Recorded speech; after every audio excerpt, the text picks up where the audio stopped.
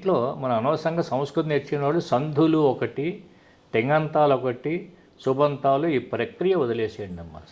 తద్దితల మీద ఫోకస్ చేయండి సంస్కృతి నేర్చుకునేవాళ్ళు. అర్థమైంది కదా. ఎక్కడ ఫెయిల్ అవుతున్నాం అంటే మనం సంధులు అంటున్నామండి.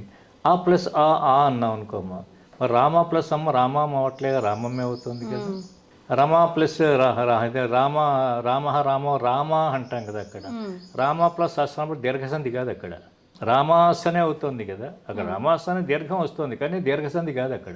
రామ అన్నప్పుడు కూడా అంతే, దీర్ఘసంధి కాదు అక్కడ. తెలుసా మీకు? రామాహన్న రామాన్న అక్కడ ఏ సంత మీకు ఐడియా? రామ ప్లస్ అస్సే ఉంటుంది రెంటేడుగా, రామ ప్లస్ అస్సు రామ ప్లస్ అస్సే. అక్కడ ఏ సంత మీకు ఐడియా ఉందా? పూర్వసవర్ణ దీర్ఘసంధి, ప్రథమయోహో పూర్వసవర్ణ. యణాదేశం మీకు తెలుసును.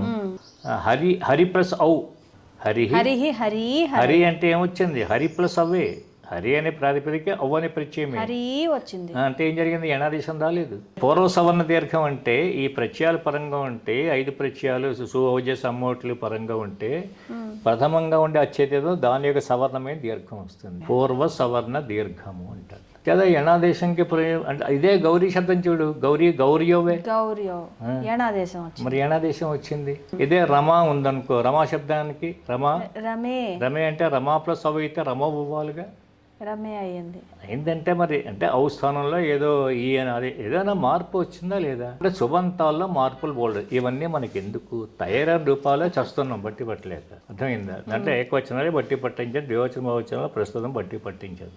అర్థమైంది? ఆ ప్రక్రియ ప్రస్తుతం మనకి ఎందుకండి?